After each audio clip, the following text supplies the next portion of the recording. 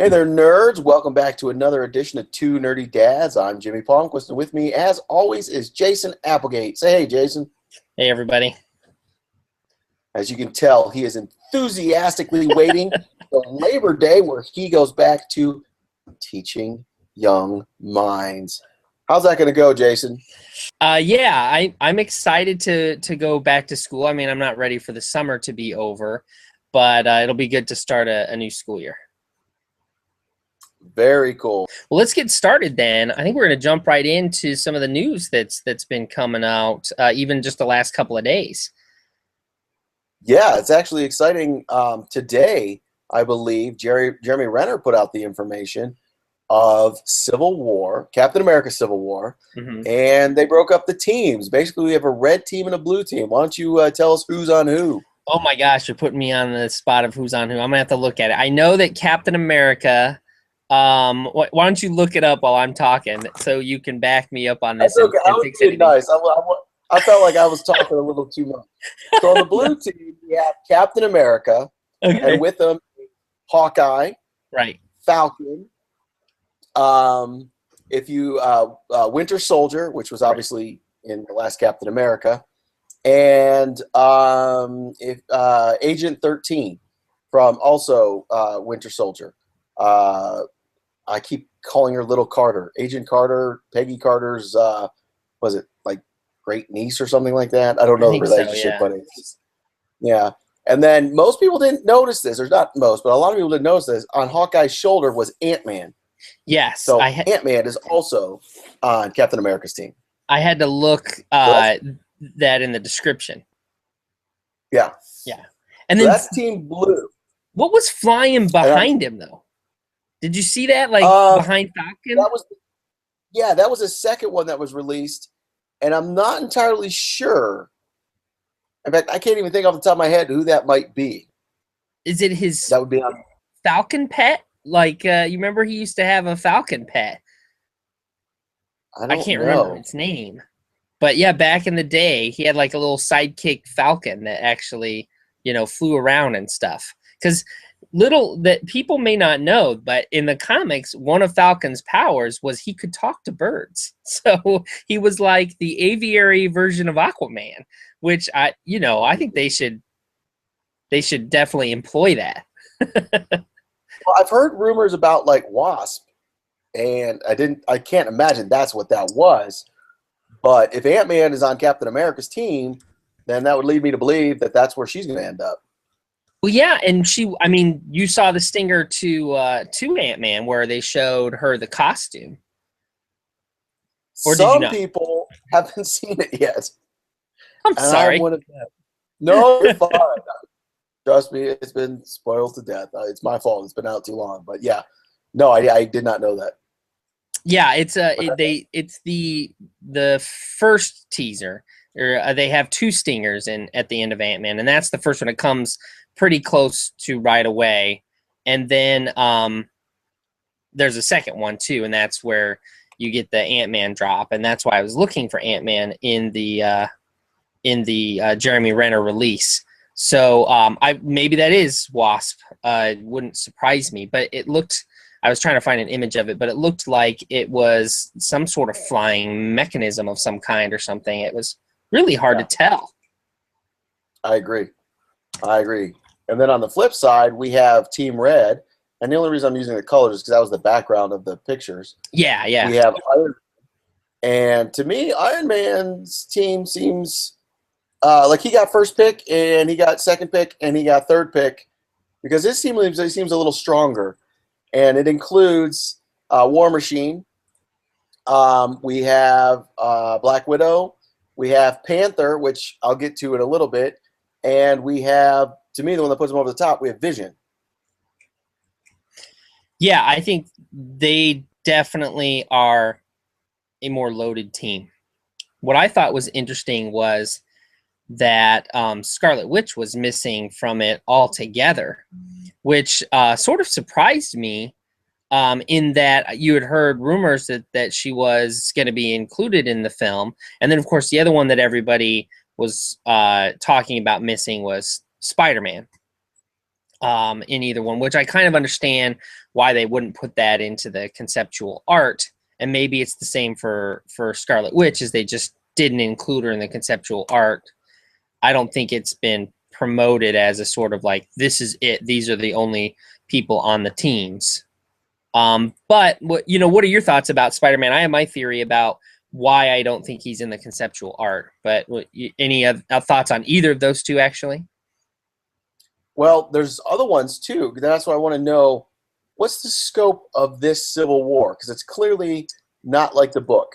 And by the book, you can't have Fantastic Four. And to a lesser extent, you can't have X-Men. X-Men were a part of the story, but in my opinion, they can easily be taken out because they were sort of outwardly neutral. And then you had a team that was really trying to help Captain America's side, because obviously the X-Men don't want to have anything to do with any kind of registration because they're constantly up against mutant registration. But taking them out of the equation is not that big a deal. Fantastic Four, on the other hand, with Reed Richards, he played a huge role in helping Tony Stark. And then you had a nice family dynamic with him and Sue, where they were basically torn apart, their own little civil war.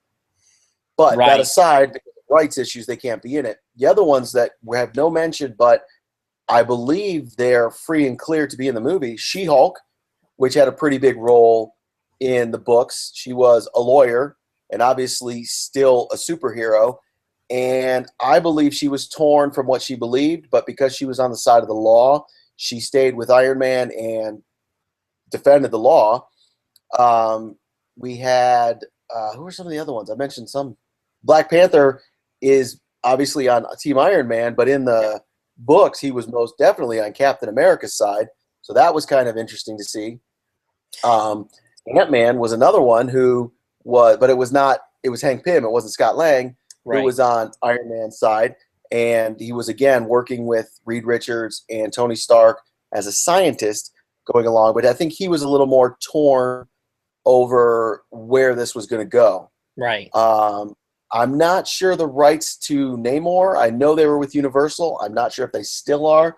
He played a pretty big role in Civil War as far as sort of this linchpin igniter when the Atlanteans got attacked by Norman Osborn. It sort of sparked more of the war between the actual superheroes. Mm-hmm. So I'll be curious if anything happens with that. And then Captain Marvel, we already know the movie's coming out. I believe it's Carol Danvers that's going to be in it, not actually Mr. Marvel. No, I can't remember where that was. Yeah, so they haven't made any mention for her, and she was a big part. Miss Marvel was a big part of Civil War. Captain Marvel, the male version, was also in Civil War, but he had a weird. I don't think he'd be included because he had a weird sort of comic book storyline where he was dead in the current timeline, but because he made it into like that whatever negative zone or whatever that was, he was able to jump back into our current timeline. And I can't imagine them including that in the movie because it's just it's comic book weirdness. So I'm curious where they fall. And as far as Spider-Man, I hope he has a bigger role in the movie than what they're letting on to. I believe they had a script that did not include him. And then once Sony had their agreement, that his role got bigger. But I think his role is huge in Civil War. I don't think he necessarily needs to be on screen all that much. But I want to see him play what he did in the book, which is he reveals himself. Nobody knows that he was Peter Parker. Now they know he's Peter Parker. He realized he made a huge mistake. And now he's got to live with that mistake while also defending what he truly believes. And I think that's huge. Have they leaked any of the plot concepts yet or anything for the movie? I don't believe so, but I don't know for sure. Because I'm wondering if you are going to be incredibly disappointed, because my thinking is it's not going to be anything like the comic.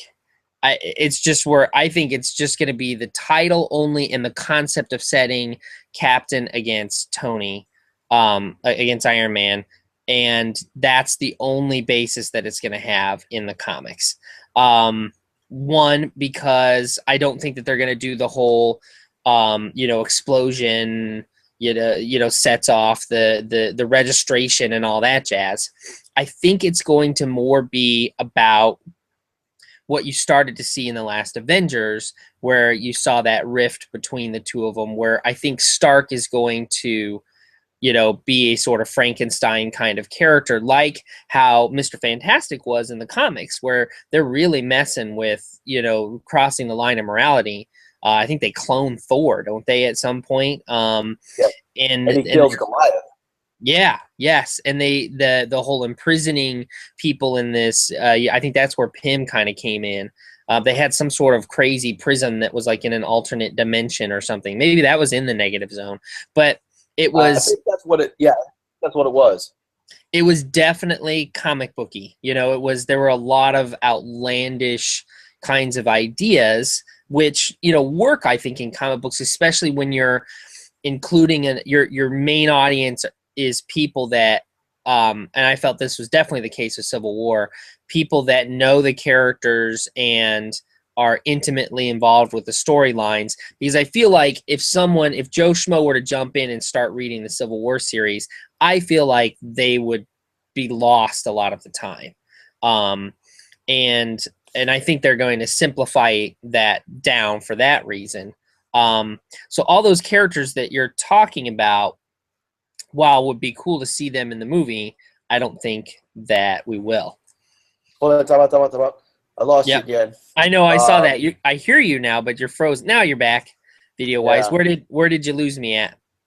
You feel like they would, and then I didn't hear the rest of it. All right, I'll start with, I feel like they will keep it a lot more simplified, that they're going to streamline it for that general audience member who all they know is what they've seen from the movies. So while it would be cool to have all those extra characters that you're talking about, She-Hulk and the rest, I don't think that they are going to. I think my theory is Spider-Man is going to be nothing but a stinger. I really feel like that's what it's going to be, and he's not actually going to take a part in the plot. Like, he may have a cameo, in the background or something, but I'd really be surprised if he was an integral part of the film, because of how it seems to me how recent of a development it was that he was even going to be allowed. And am I wrong? Is Civil War going to be a two-parter, or am I thinking of the Infinity War that's a two-parter? This one, from what I understand, is one, and then it goes to Avengers Infinity War is the next, like Avengers. That's a two-parter. That's what I thought. So I don't know. I think it'll be interesting. I'm more surprised not to see Scarlet Witch than I am not to see Spider-Man amongst the conceptual drawings. But they're done filming, aren't they? I mean, didn't they film, or are they just done in Germany or something? I saw something like finished filming in Germany, so maybe it's just on that. Oh, they're done all filming. Oh, they're still okay. And I think they're still going, and I totally agree with you. I'm more intrigued by the possibility. Yeah. I think, and again, potential spoiler alert, I don't want to ruin anybody's day, but I think they're going to stick with the Black Panther idea, that because he's a new character, he's the one that's going to be introduced where Spider-Man was in Civil War. I'd heard that rumor back before Spider-Man was back with Marvel. Yeah. And which is, to me, kind of disappointing, not because I don't like Black Panther, and please don't make it a race thing. It has nothing to do with it. It's more of Spider-Man is so iconic. I felt like that role then should have gone to Daredevil, because to me, Daredevil and Spider-Man are very similar, and you could have had the same impact. Having it go to Black Panther, not awful.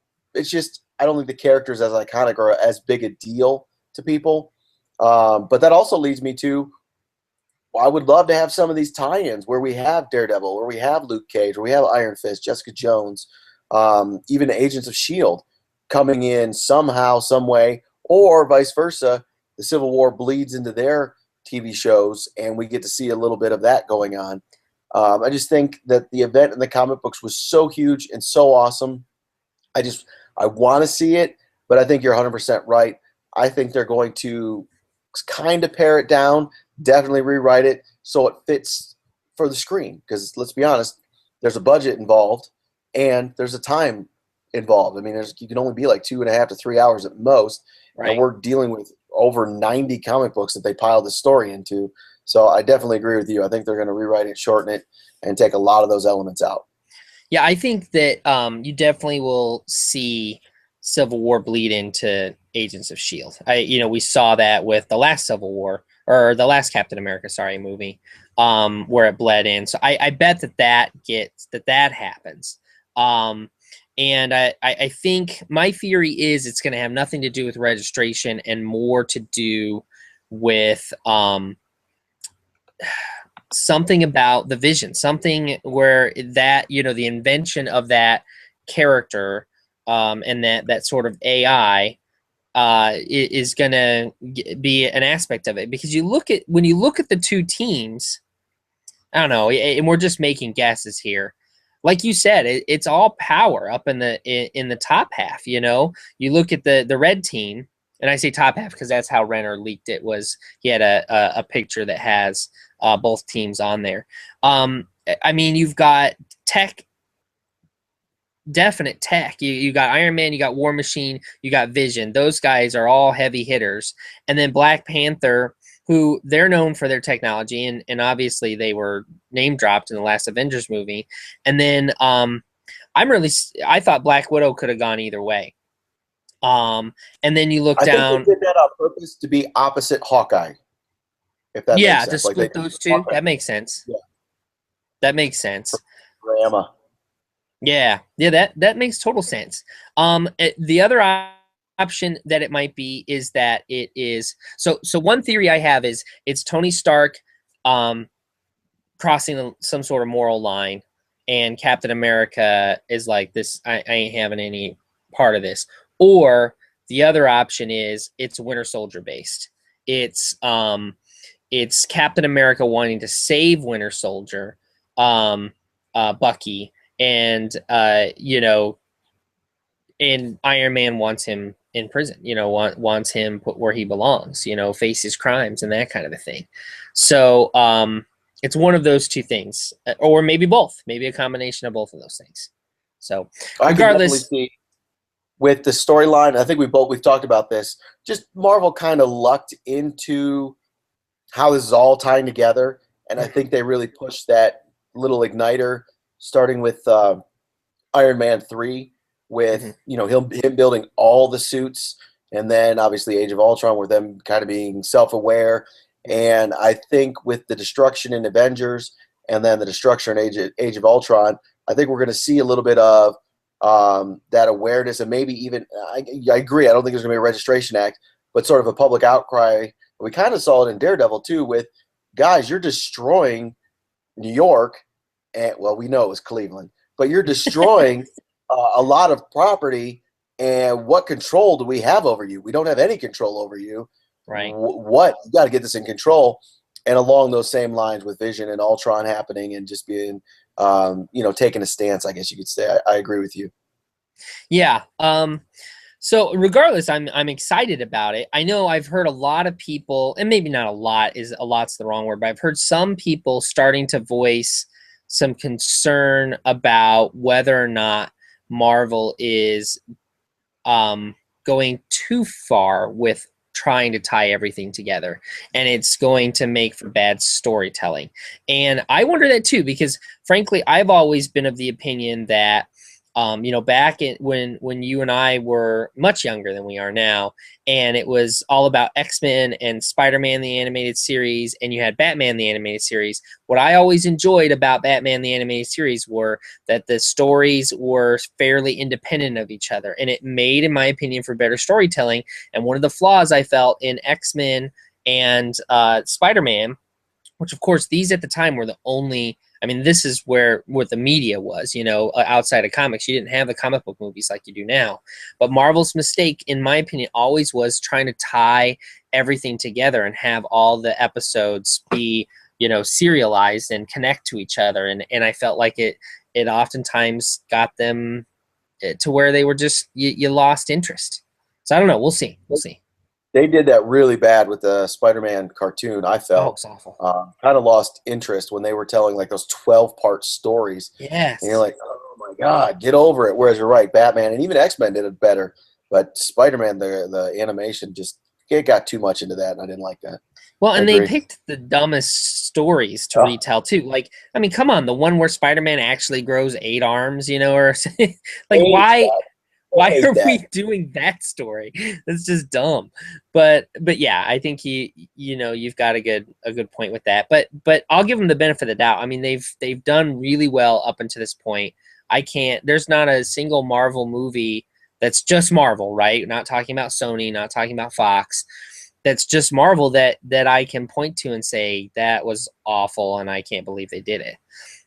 Yeah, I think the one that kind of sticks out and everybody points to is Iron Man 2, and that still isn't nearly as bad as some other studios' best works. May I point out Fantastic Four? Yeah. So Good night. yeah, I agree. Marvel's got a great track record, and it's hard to second guess them until they really stumble. Have you seen Fantastic Four yet? No, Don't. I'll be honest. I don't think I will. Yeah, Yeah, it's like I'm gonna only give it 10 seconds worth of our time, and it is in this statement. Why doesn't the Thing have pants? That's all. That's all I'm gonna spend on that. we Moving wanted on. to show off the thing. I guess. Anyway, moving on. Star Sadly, Wars. Jake, Something. as a true nerd, Yeah. sadly, the only Fantastic Four movie I have ever seen is the Roger Corman produced one from the '90s. The That's the really only bad. one that's the only one I've seen start to finish. That's Yeah, crazy. I don't know. I don't know. Yeah, Yeah. and it's pretty bad. Actually, Yeah. it's really bad. They're all bad. Just that whole. I'm just not a fan of that comic that much. Even I feel like it's just sort of dated, and I think, like you said, the best storylines are the ones where you have when Fantastic Four or Mr. Fantastic and Sue were kind of it's splitting up the family, and I thought that was sort of interesting. But yeah, I said 10 seconds, and we spent way more than that. Star Wars. My bad. Star No, Wars. it's okay. Star Wars, exciting new mini trailer. It was like an Instagram length trailer, but I want to default to you on this. What are your thoughts as a huge Star Wars fan? Well, let's just say it took most of the day for me to finally cave and watch it. And Oh, the reason why I say cave is because once upon a time, and I know people are like, oh, prequels, they suck. Well, who cares? There's still a lot of hype around them. mm-hmm. And when Attack of the Clones came out, before it came out, it was during a time where I really wanted to know everything that was going on. And I saw a spoiler, it was a frame where Anakin lost his arm. And I'm like, oh, man, I didn't want to know that. So I really have a tough time with leaked footage, whether I should watch it or not, because I don't want to lose that. I want to be shocked when I see it in the theater. But it didn't matter because I caved and I saw it anyway. And I didn't think it was a big spoiler. I thought it was cool. I'm still not convinced it's Finn in the same forest being hunted down or going mano a mano. I think it was just a clip of him with a lightsaber. So I'm not entirely sure, but it's still exciting. It was still awesome. Yeah, I'm curious to see who Finn is because we saw him in a stormtrooper outfit in a desert in the middle of nowhere, and now we see him ostensibly in a forest with a lightsaber. Who is this guy? I want more. Yeah, I do too. I hope my initial theory was way back when we didn't even know who this guy was. And we still don't know tons about him, but was that he was a stormtrooper who was defecting, afterwards. And I thought that would make it really interesting. But the other option, of course, is that it's just the old Luke Skywalker, Han Solo, and stormtrooper outfits, in undercover kind of a thing, like in A New Hope. Yeah, a little short for a stormtrooper kind of a thing, which would be cool too. But I'm excited. I am definitely excited for this film. I think it's going to be great. I think that the teasers haven't been too revealing. I think that the reason that they showed that clip that you were talking about for Attack of the Clones or whatever, was that the name of the movie? Attack of the Clones? War of the Clones? Yeah. Attack of the Clones, episode 2, right? Was because they wanted to say, hey, look, we're going to be dark with this one because everybody complained about how last one was too family friendly. So we're going in a different direction here. Take this seriously. Um, but this one is much more. I feel like everything that they're doing is saying, "Hey, this is much more like the original movies and not the prequels." And I felt this trailer was the same. The only negative response I saw was in that very opening clip where you see the stormtroopers. And one of them said, somebody posted that it looks like he has basketball shorts on and sneakers. The two stormtroopers that are standing by the side, because they kind of have these like poofy pants looking thing, maybe MC Hammer pants or something like that. But I didn't think it was that bad. It just was amusing more than anything.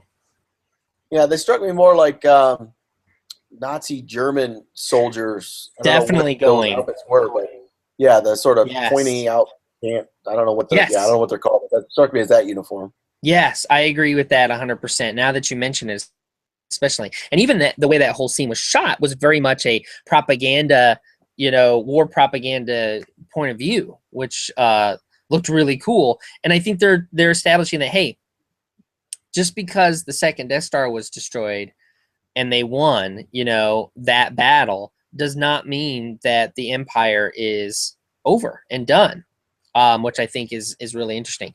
So I'm excited all the way around about Oh, that movie. I can't most believe it. Christmas most is when it's coming up. It'll be here before we know it, It's one of those things where I don't want time to go by that fast, but I want this movie here now. right? Exactly. I am right there with you. So the next bit of news that you actually sent me an article on was about Detective Comics DC, and they are projected to miss their profits projection. I don't know all the finances of it, but maybe you can explain it a little bit better.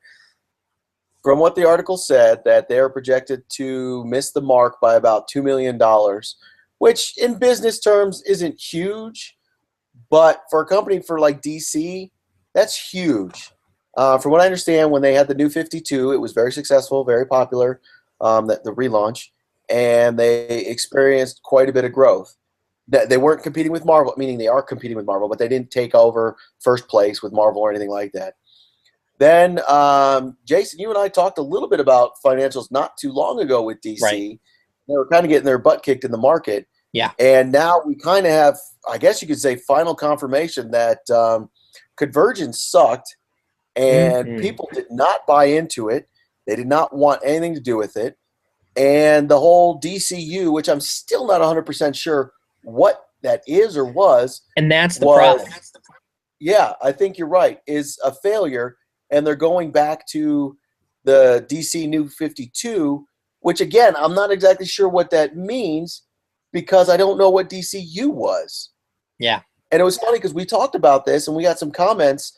I would do reviews of comic books that after Convergence because I couldn't stand Convergence. We talked about that. I stopped reading it so bad. And I would preface, I don't know what happened in Convergence, so I don't know if it affects this book. But from where I read prior to Convergence, it seems like the events are the same. So here's what I think. And a lot of people wrote Convergence had nothing to do with anything. It's done. It did not affect the books. So then again, I don't understand the point of Convergence because I thought Convergence was supposed to sort of wipe the slate clean again, and we were able to start with fresh heroes and basically the most popular version of the heroes that DC wanted. I'm wondering if Convergence is the Spider-Man clone of DC, where they're just like, "What the hell did we just do?" I think their every intention was to reboot it again, and the DCU, I think, was the concept behind it was we're gonna give you guys these heroes that you love. Um, and we're not going to worry as much about continuity, and we're just going to tell good stories about the characters that you like, which is a fantastic idea and concept. However, I felt like you said the marketing was terrible. There was nobody understood what it was, or how it was happening or why it was happening. And so I think that they're sort of backpedaling on it, and and going, let's just go back to what worked before. And that, in my opinion, has been DC's problem all along, because I felt like the New 52 was a pretty bold move and it got a positive response, but then DC just went back to, okay, let's go to what we're comfortable with doing. Let's just tell stories we're comfortable telling. And I think it made for bad storytelling, and then ultimately you're going to lose everything. The only book that people still buy religiously are the Batman books. And they dominate the sales for DC. So it's a bummer. What I thought was the most interesting part of that article, which I believe you shared that on our Nerdlocker Facebook page, I think, isn't it on there? Like, if our listeners want to read the actual article, what I found was interesting was the comparisons that they were making to the 90s, and how they were talking about these big events as being, and the variant covers and all of that stuff as being like, there's some sort of bubble is going to burst, and it'll hopefully end up, well, short term it will be bad for both of the big companies, Marvel and DC. DC more so. It will be good for comic books, because they've got to learn from their mistakes, because they're too motivated by the short-term money, which I think is right on the money. I think that point is completely correct. That's what these, and we've talked about this before too, that the reboots and these big long epic storylines are all immediate money, because you reboot it and then you get these new readers that come in, and then that's it, and they start to filter away, and you lose them and lose them and lose them. The other thing it mentioned was the crazy variant covers, and they mentioned that Marvel was the sales for Marvel were a little bit misleading, because a lot of the orders for comics are because of these variant cover incentives that I guess that Marvel was giving, and then the comic book stores are selling those on eBay or even in their stores for jacked up prices, because it's the variant covers. And ultimately, this person was saying that the readers are going to get sick of that, because we saw the same thing happen in the 90s with variant covers and with reboots and all the rest. The other point I thought, and I know I'm talking here, so I apologize, that was interesting was that the more number ones you have of a certain title, the less worth the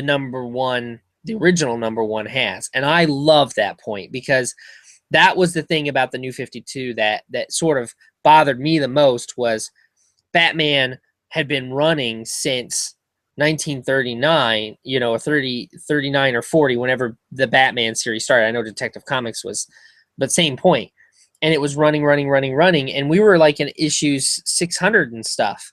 And then they just, cut it off and started over at 1, and you were just sort of like, man, you lost kind of the history of that, which is a bummer. Whereas Marvel had done that several times. Oh, it was the Heroes Reborn. That was the other comparison they made. Yes. Was that Heroes Reborn and how that bombed out. But awesome article. I think made great points, and I hope that writer is correct, and that the bubble will burst, and then they'll get back to writing good stories again. And that's sort of the problem I've had. Like, I thought DC did really well with the New 52. And that's why I was surprised when they did DCU or whatever they was going to do. And I was thinking Marvel was the one that was having a problem with all these reboots. Yes. And not even like universe-wide, but like individual books like Wolverine, which is a hugely popular one. And they kept like rebooting it. It's like, what are you guys doing? And the same thing with you. I collected all the Uncanny X-Men. And then I would try and go back and collect as many as the early ones I could. Right. And it was almost like, this is cool. It's a nice little hobby. Right. Will I get them all? I don't know. But then when they rebooted it, it was like, oh, that sucks. And when they renamed it, it's like, that really sucks. It's like, I lost interest and didn't care anymore.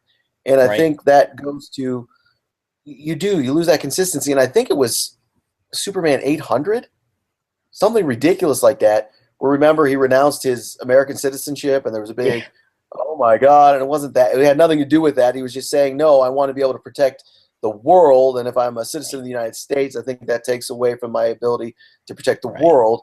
And it was a huge issue, big deal. and then I am able to pick up Superman 1 because of DC 52, New 52. Yeah. It's like, that kind of sucks.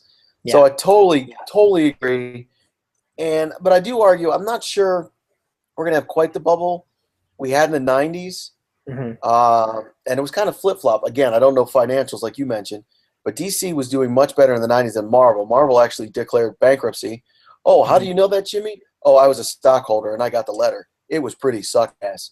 But Marvel had to do everything they could to make money. And that's why a lot of these properties don't belong to Marvel, because they were selling the rights to get movies made just so they could get money to stay afloat. And they turned it around. I give a lot of credit to Joe Quesada, but that's why we had a lot of these variants and a lot of these new ways to doing comic books. And they actually turned it around from that and started limited editions so that it was more of a reason to go into the comic book store, because that was another thing. Comic book stores were going down left and right, so it was hard to be able to get your comics. So the companies were having a hard time to sell their comics. So it was a really weird time. Whereas now, I think it's sort of stabilized. I wish Marvel and DC would learn, stop rebooting, stop these huge crossovers that suck and nobody care about. But we do have a bigger rise of the independents. So that's why I'm not sure a bubble will necessarily burst, because Mhm. I think the independents are keeping Marvel and DC sort of okay, if that makes any sense. And I think the movies are obviously helping Marvel and Yeah. DC, so they don't really have to look at themselves and say, "Oh, we really suck at some of these stories." They're able to go, "Yeah, but people are going to see our movie, so we're doing great." So I'm not sure we're going to see a bubble burst, but maybe we will, and I'm just defining it differently. I don't know. Yeah, I don't know. I mean, I kind of hope, what I really hope is that they will start telling good stories again.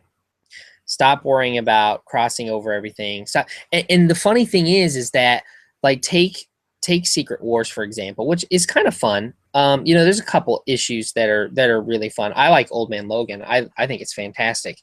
But it interrupted some of the really good storytelling, like Captain Marvel. I was really enjoying that comic, and then and that's on hold, and now she has her own comic within Secret Wars, and it's okay, but it's just still not the same. It's just it's boring. But then some of the stories didn't, like Daredevil is still telling stories without the Secret War stuff going on.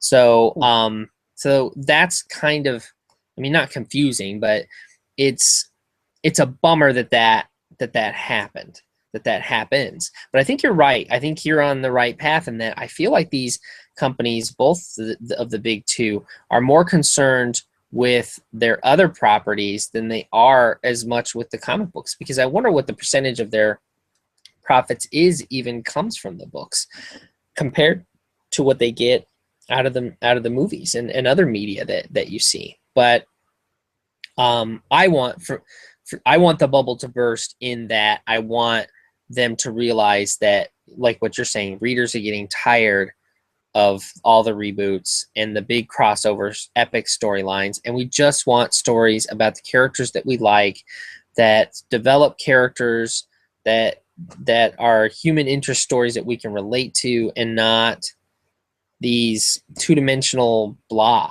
It's frustrating. And you're exactly right. The best stories in comics right now are all the independent stuff.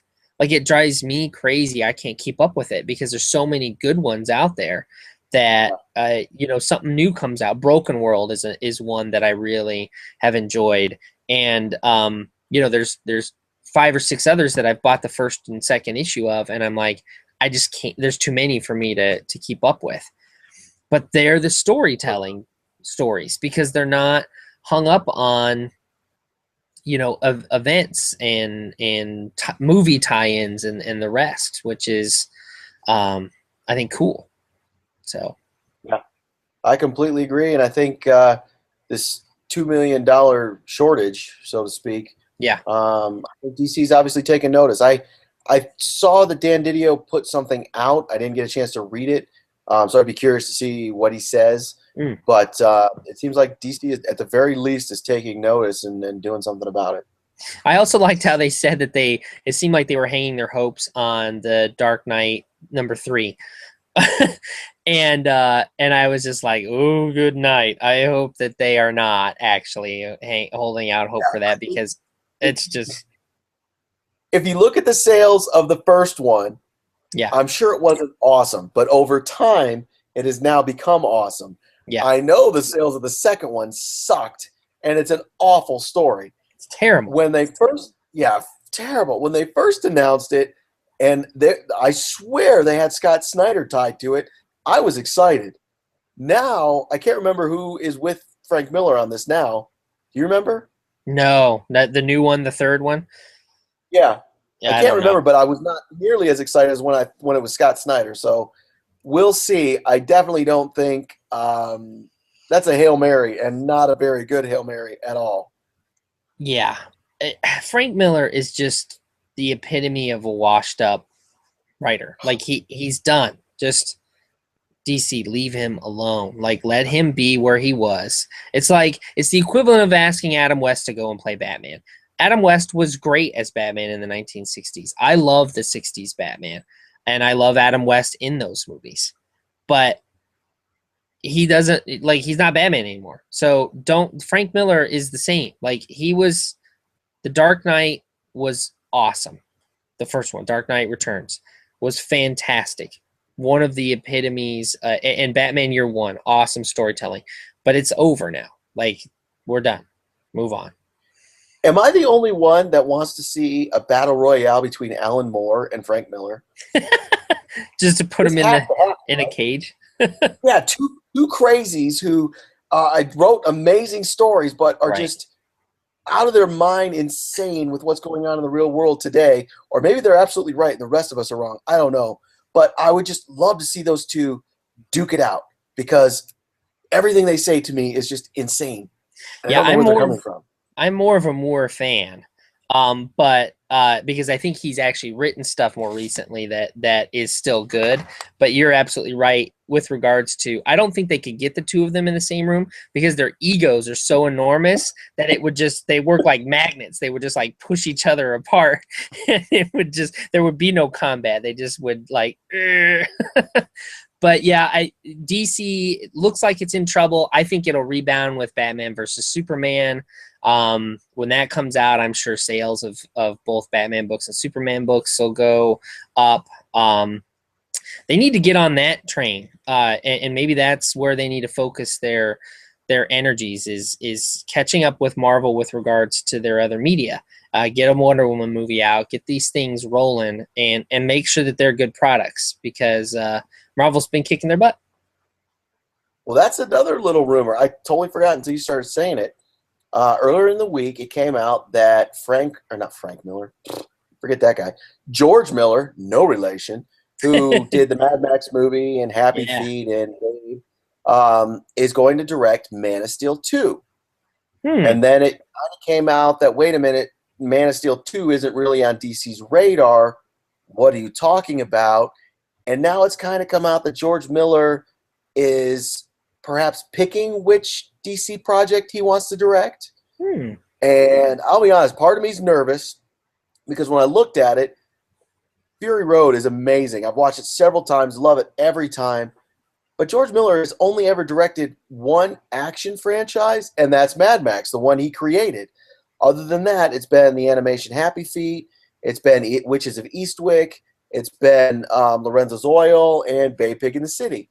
So I'm a little nervous for him to take on a different franchise. But at the same time, I am so curious, because he was slated to direct in the early 2000s Justice League. And I would love to see what he could do with that. His style of action is amazing, not to mention it's nothing like Zack Snyder. So I really want to see what he can do, especially with a Warner Brothers DC character, where I don't think DC / Warner Brothers has nailed a superhero flick except for the Batman trilogy. Right. So I want to see this. I want to see what he does. But I'm curious to see what he would take on. Which character do you think he should take on? That's what I was just going to ask you. That's a really good one. I mean, maybe Aquaman would be cool to see Miller That's do exactly that. what I was thinking. How cool would that?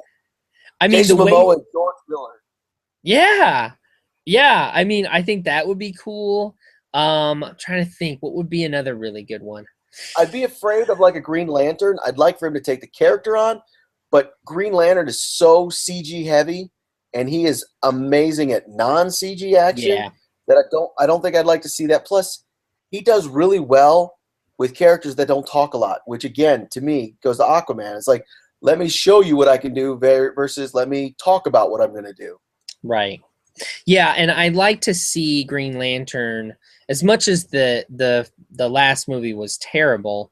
I think that what they got right on it was make it a fun space movie, and I felt like if that would have been successful enough to do a sequel, it would have gone into space and been a space cop movie, which I think would be a lot of fun, and I think that's where Green Lantern can be at its best. Um, Gosh, other than Aquaman, though, maybe like Cyborg might be cool. I don't know. He, as weird as it sounds, he could probably do a really good Wonder Woman Yeah, because I've read several articles, and when you watch it again, Mad Max Fury Road is really a feminist movie. it is. As odd as that sounds, because it's such a dude movie, it's a feminist movie that focuses on Furiosa and her battle and her sort of redemption. Hmm. And I could see that really doing well with Wonder Woman. Yeah, I mean, it shows women as strong characters in multiple roles, not just the kick butt femme fatale kind of role that Furiosa kind of has, where it's like she can kick anybody's butt. It's, there were other characters in there that fulfilled roles and showed strength in different ways, which I thought was really cool about it. And I think you're right. I would love to see him do Wonder Woman. I think that's the best suggestion that we've had. Hopefully that's what he's going to do.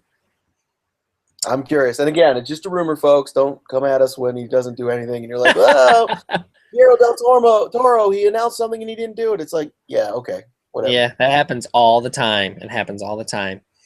Very cool. So let's just get to like some recommendations. It's been a while. We can go either way, uh, recommendations for family time or the Nerd Cave adults only kind of recommendations. Do you have anything that since we've last talked, that you've gone to, seen, tried out, what have you? Well, I finally finished the published works of Game of Thrones. And I finished the first 4 books in like 3 months, and it took me forever to finish the 5th book, mainly because I hated the 4th book so much that I was really burnt out and really didn't want to go on to the 5th book. But I finally finished it, and I watched season 5 of the show, and I can't fathom why they strayed so far from the books, because the books were good source material. I just assumed it was not good source material, but it is good source material. So I would highly recommend that you read the Game of Thrones books. They are great literature. 1 through 3, fascinating storytelling. Book 4, oh, it's so heavy. It's so hard to get through. But then 5 redeems itself, totally comes back about. Definitely adult fare. Do not let your kids get a hold of it because there's some not awesome things in there. But it's really good. And I just almost every single change they make in the TV show is wrong. And you can always say, well, a lot of adaptations just aren't as good as the book. Yeah, but this is a mini series that can almost literally follow the book word for word as much as they wanted to, but they strayed completely from the source material, and I can't fathom why, other than sometimes budget. But for the most part, I can't fathom why. And it's bad storytelling, in my opinion. So read the books. Highly recommend. Interesting. How about you? On that note, but this isn't my recommendation, I just finally read the Walking Dead graphic novel, just volume 1. So I read that one. And when you were talking about sticking to the storyline and so forth, I thought about that because I loved the series Walking Dead, and I still do. I think it has its moments where it's getting kind of mundane and sort of the same thing over and over, but overall I really, really enjoy it. But when I read the series, it was a lot different. Not a lot different, but it was pretty different in some ways. The most significant one is, spoiler alert if you haven't read the first volume, but the very first volumes, you're talking like issue 6 maybe or something at the latest, maybe even only issue 4. And I don't know the characters' names as well. Shane, the friend, Rick's friend, who was having the affair with his wife because she thought he was dead. In the television series, that kind of follows suit except it was just sort of a one night thing. And he's killed by issue 4 or 6, whichever the last one is. And it's the son who kills him. And I was like, whoa. And that's how that volume ended. And that was a lot different. I understood, though, why in the television series they didn't do that. Because I felt that was one of the strongest pulls as far as human interest was concerned, was to have this tension and this sort of secret relationship, and how are they going to deal with that issue. And I mean, he lasts entire seasons before he finally gets what's coming to him. So it was interesting. Sometimes changes from the source material work when you're looking at television, a television series like that, but apparently not Game of Thrones, huh? No, and it's funny that you bring that up. I remember watching an interview with Robert Kirkman, and he had said in the books, and again, I've never read a Walking Dead, so I have no idea where this happens, but Rick loses a hand. And wow. He said, we did not want to do that for the TV show because that is so hard to write stories when you're like, oh, I'm going to open this can of beans. Oh, I can't. I got to do some weird technique because I don't have a hand. Like, we're not going to do that. And I'm like, oh, that's fun. Makes sense. Definitely. Very cool. But my recommendation is, I just actually got done watching the first episode and I'm hooked. Mr. Robot. It's on USA. It's got Christian Slater in it, who I've always been kind of a Christian Slater fan. I love Christian Slater. Yeah, right? Broken Arrow. It's one of the worst movies, but I just love him in it. You do. It rocks. I love it. So, but I like the concept because it's satirical. You basically have this protagonist who is a hacker. And of course it's the satire of that, the wealth gap, that, you have the super rich and you have a lot of the rest of us who are struggling to, pay off our student loans and things like that. And so of course he's this sort of like, almost like a vigilante hacker. The first time we see him, he basically, you think he's blackmailing this guy. And I don't want to give too much away for people to start, but it ends up that he's not blackmailing him for money. He just wants justice to be served. So it's kind of cool. But the whole time you also question his sanity, because he talks to you as the audience. He doesn't Ferris Bueller look right at the camera, but he narrates throughout all of it. And they start to make you in the first episode question whether he has paranoia or whether these things are actually happening. So it's kind of cool. And I just like the concept. I like the acting. I like the writing. And I love satire. So I think it's really a cool show. I heard good things about it on Twitter. I did hear that the season finale was suspended because of the incident that happened in Virginia with the 2 reporters, that unfortunate incident. So I don't know what that means for the final episode, if it was too similar to that circumstance. But I've only watched the first episode and I already can recommend it. I think it's fantastic. Mr. Robot, USA.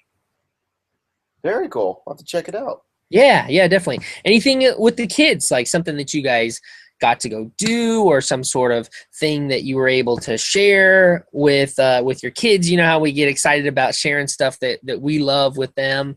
Anything like that's happened since we've talked last?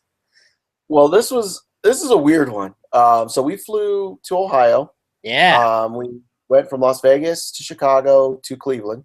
Mm-hmm. And James, on the flight from Las Vegas to Chicago, he found 2 CDs, DVDs in the paper sleeves in the seat back. And I was not paying attention, was not thinking. I was like, oh, some businessman left them here, whatever. Who still uses CDs, DVDs, whatever. He's like, well, Daddy, you think they're cool? And I pulled one out, and on it was written Spy. And I'm like, whatever, maybe it's a game. I don't know. And on my Mac, I don't have a CD drive or a DVD drive, so I can't look at it. I'm like, I don't know, James. And he goes, well, should we take them? I'm like, if you want to, fine. Take them. So he put them in his little backpack, and we're walking around the airport. No big deal. Totally forgot about them.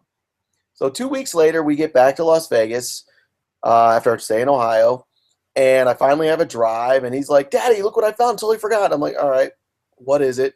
Pulls it out, and it has the Spy thing, and I'm like, I don't know what this is, James. Pulls out the second DVD, flip it over, says Jurassic World. I'm like, oh my God. So I immediately popped it in, and my son, 9-year-old little buddy, found somebody pirated Jurassic World and the Melissa McCarthy Spy movie. That's what Spy was. And I'm like, we've had this for 2 weeks. Totally could have been watching it, doing whatever. No clue. So we still haven't seen it yet, but it just cracked me up that somebody had illegally stolen Jurassic World and Spy. They ditched him on the plane. They were being followed. With this contraband, I'm like, oh dear God, I had no idea he had this the whole time. But yeah, it was. You could say it's a parenting win because I allowed him to keep it, and a parenting fail because I didn't even look or pay attention, and all of a sudden he has these things. So yeah, That's funny. It was pretty funny at that coming to that realization. Very cool. Very cool. Mine would be that my son and I watched Batman Returns. So he had seen the 1989 Batman, and Megan and Sabrina were off doing a girls thing.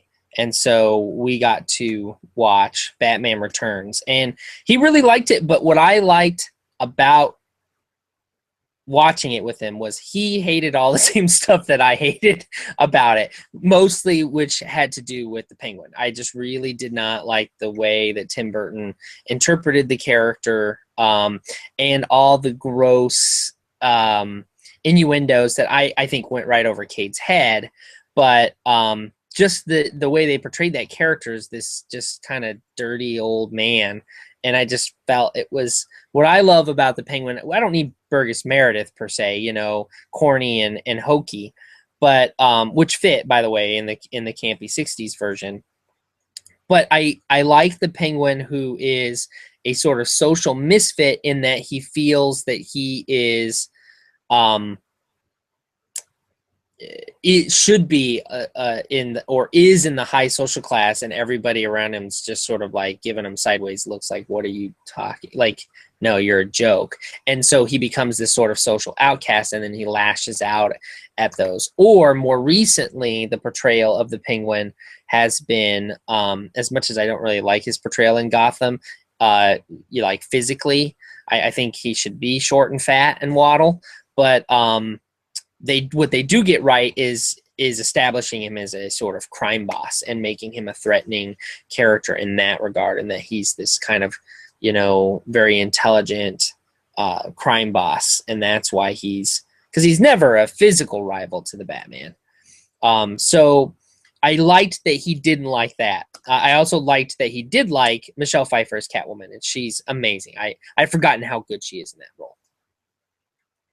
Very cool. You'll have to, and I'll give it a plug right now. We are just starting up Nerdlocker Jr. You can check out that YouTube page at Nerdlocker Jr. And Cade has a review of what was it? Batman Begins? What was the first one? He did. What was the first one? He did one of, I think it might have been the 1989 No, it was Batman Begins. Yeah, because he's seen Batman Begins. My mom won't let him watch The Dark Knight yet. Won't let him watch The Dark Knight, right? Which I can understand that. And she was a little shaky about Batman Returns even, but you can tell Megan that I'm very protective as well, and James has seen all three now, and he survived. And he's a very sensitive kid. So he did okay with it. He understood. Yeah, it's interesting with Cade. There'll be some things he's just totally cool with, and then other things it's like he's more sensitive than my 8-year-old. And because we watch a lot of Doctor Who, and it'll be like, no big deal, no big deal. And then there'll be one episode that for whatever reason really gets him. We've Yeah. also been watching a lot of, and I might make this family recommendation, Poirot, which is an Agatha Christie character, and their murder mysteries and their BBC kind of stuff. And we've been watching a lot of Poirot. And for the most part, the violence isn't that bad. You know, you see a dead body and it's got like a tiny little hole and a little bit of blood. And it's sort of like, yeah, that's totally not realistic, but whatever. They're called cozy mysteries anyway. You know, they're these sort of intimate little fun things. And we really enjoy watching them, particularly the Poirot, because he's such an interesting, funny little character. But Are these like the 80s ones? The BBC 80 ones? They were, I think that they started in the like early 90s, but you might think that they're kind of 80s because they're pretty, like the graphics and the intros pretty cheesy Like and stuff. Orient Express and like that? That is one of Agatha Christie's, is the Orient Express. I think that's one of Poirot's. Yeah. Because I remember, man, maybe they're a different series, but they were definitely British. And I remember watching those with my dad, and I don't think I was a teenager, but he loved those. Yeah, and those that doesn't surprise me at all. I mean, Agatha Christie's been around for forever, and she's been on. I'm sure her murder mysteries have been on BBC for forever. But these recent ones with Poirot, with this actor who plays Poirot, who's this little funny Belgian, detective, are more, I think, mid to maybe even late 90s, because I think they're in like season 9 or 10. So Poirot, I don't remember the exact actor, but he was definitely a heavyset gentleman. Yeah, this guy is too. Yeah. Oh, well, because maybe we're thinking of the same thing. I don't know. I'll have to look up when they started that series, and I don't know if it's still running or not. But anyway, the kids loved it. But there'll be an episode where you know something happens, and it's a little more like it's kind of violent there, and it'll bother him. But so it's hit and miss with him. So it's hard. So when mom says no, then I kind of have, I totally went on that one. Definitely, it's not worth getting in trouble. I'm still hearing it because I took James to see the Avengers when he was, he was first grade, I think, second grade. Yeah, sixth. It was inappropriate, and I got in trouble. It was first grade, and I got in trouble. Yeah. Yep. We've all done that. Been there, done that one. But yeah. So anyway, was excited that he liked Batman Returns overall, but that the flaws that he saw in it were the same ones. I'm sure he'll do a review on Batman Returns for Nerdlocker Jr. And you're exactly right. He has one up for Batman Begins, and I think he just did one for Ant-Man too, didn't he? So I don't know if that's up there yet or not. He most definitely did. It should go. It's up there, but it's not live yet, so it should be live probably tomorrow. Oh, cool. Very cool. So anything else that we want to cover before we wrap things up? That's all I've got. Very cool. Very cool. Well, I'm excited that the school year is starting, but I'm more excited that I still have a couple weeks left of my summer. But it's been good getting in touch. We'll have to make sure we're much more regular when the school year is going, and do these more weekly if we can. Oh, most definitely, because we're going to have a ton of nerdy news to talk about. I'm sure. Definitely. So enjoy your summer, Jason, and for the rest of you nerds out there, don't forget to check us out on YouTube at Two Nerdy Dads, and YouTube at Nerdlocker, and now YouTube at Nerdlocker Jr. to see the kiddos talk. Again, we've stressed this. Be nice. I don't want to hear any trolls on there. Be nice. They're kids, okay? They're just having fun. We're adults. Right. We're just having fun. We can take it. Be nice to the kids. Come on. Yeah. But also check us out on Nerdlocker, Twitter, Facebook, all that fun stuff. What do you say, Jason? Hey, have a nerdy week, everybody.